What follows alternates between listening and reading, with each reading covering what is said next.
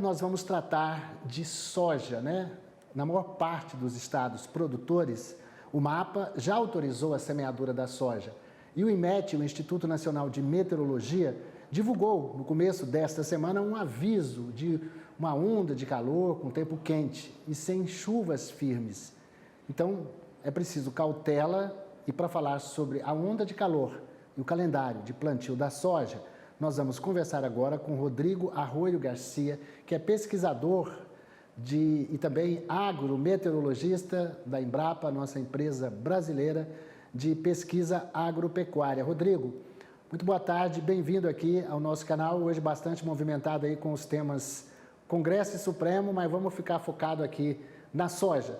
Então, a maior parte dos estados está com a autorização para poder fazer o plantio da soja, temos uma onda de calor e, é claro, o produtor fica assim, dá a primeira chuva, a segunda chuva, ele tem que esperar direitinho, mesmo tendo autorização. O que a Embrapa aconselha nossos produtores de soja a fazer nesse momento que já estão autorizados a plantar?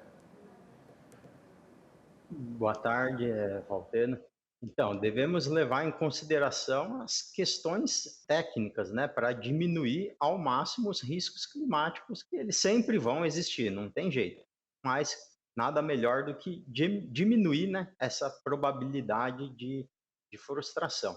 Então, isso depende muito das condições regionais. Por exemplo, no Mato Grosso do Sul, onde eu estou, na Embrapa Agropecuária Oeste, em Dourados, o mês de setembro ele ainda é muito instável. Muitas vezes já está chovendo bem, as condições são muito favoráveis para semeadura.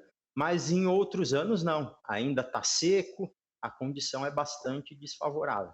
Então isso é bem típico aqui para a nossa região. Só que o que chama a atenção nessa safra são essas altas temperaturas. Tivemos diversos registros aqui com temperaturas acima de 40, 41 graus. E isso pode comprometer, sim, esse plantio, né, esse pontapé inicial da lavoura, já que pode ocorrer uma desuniformidade no estande de plantas. Né? E isso não é nem um pouco desejável, que é uma parte muito importante da safra. Né? Esse bom plantio, para esse pontapé inicial ser dado de forma segura, correta, para atingir a alta produtividade.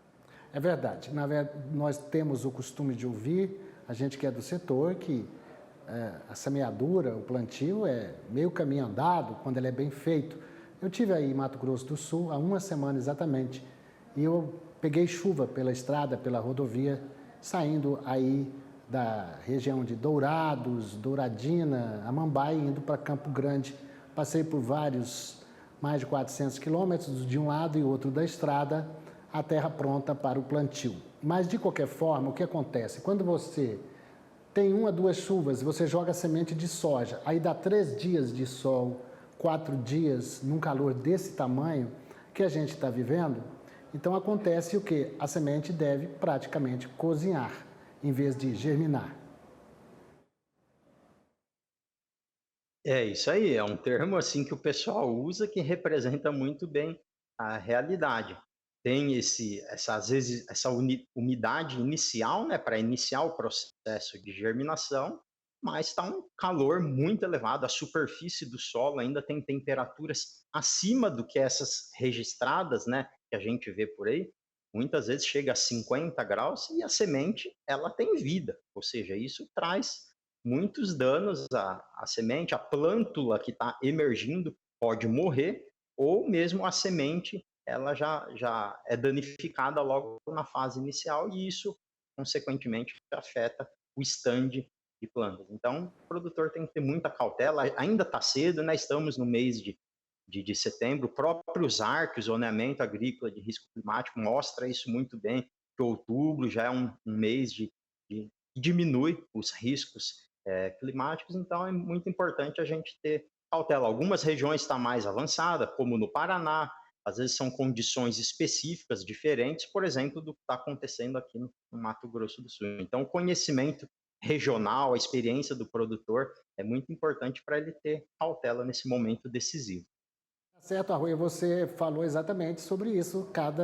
Tem as diferenças regionais, e o produtor tem que estar de olho, Tem estado que ainda não está autorizado o plantio da soja, como na região norte, que o calendário é mais para frente. Ainda estamos no vazio sanitário, em muitos estados também. Agora, o que é mais aconselhável, hein? Vamos esperar 5, 6 chuvas, acompanhar a meteorologia. Você é um agrometeorologista e a gente hoje tem sistemas mais avançados de análise do tempo que nos dá aí mais ou menos umas janelas de 1 semana, 10 semanas, para a gente acompanhar a chegada da umidade. Então, eu acredito que na segunda quinzena de outubro a gente deve ter uma situação mais definida com relação às chuvas, não?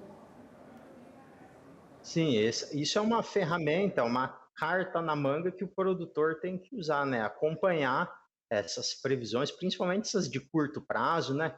Que elas acabam sendo mais assertivas, né? 1 semana, 10 dias, para ele conseguir trabalhar o planejamento dele. Então, no momento atual, aqui na nossa condição regional, não tem perspectiva de chuva nos próximos dias. Então, vale a pena segurar um pouco e a hora que esse cenário começar a mudar, quem sabe ali avançando já no mês de outubro, o produtor fazer essa semeadura de forma bastante tranquila e com recomendações técnicas mais precisas. Então, eu tenho que, resumindo, eu tenho que usar essas ferramentas, essas previsões que são cada vez mais assertivas a curto prazo, né, como benefício para trazer maior probabilidade de sucesso para cultivo da soja.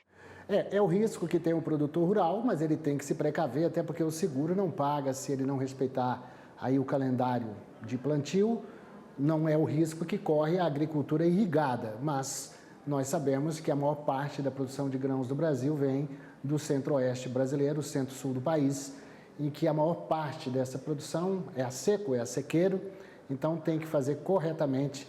Eu queria agradecer você aqui, Rodrigo, se você tem algo mais a acrescentar, a dizer ao nosso produtor de soja, ou quem vai plantar milho também agora no verão, no plantio de verão, que tipo de outra orientação você acha que precisa aí complementar? Tem muitas práticas agrícolas, agronômicas, que o produtor ele vai trabalhando ao longo das safras. E num momento como esse, os benefícios acabam sendo evidenciados. Então, um planejamento para um escalonamento de plantio, trabalhar com alguns grupos de cultivares, não especificamente com uma ou com duas. O sistema plantio direto, tão bem conhecido, né, fundamentado cientificamente. Mais um ponto positivo, por exemplo, um solo com uma boa palhada, uma cobertura mais eficiente, traz uma segurança para o produtor em caso de adversidades climáticas. Mas ainda a gente está numa fase inicial e as perspectivas são bastante positivas para a safra que está só começando. Tá certo, afinal de contas somos campeões nisso, acabamos de produzir mais de 155 milhões de toneladas de soja, um recorde, né, mundial, nacional, somos campeões. Muito obrigado, somos campeões muito em função do trabalho que vocês da Embrapa fazem pelo Brasil. Então, o canal agradece a participação do Rodrigo Arroio Garcia, pesquisador e agrometeorologista da Embrapa. Obrigadão, tá? Um abraço, estamos à disposição.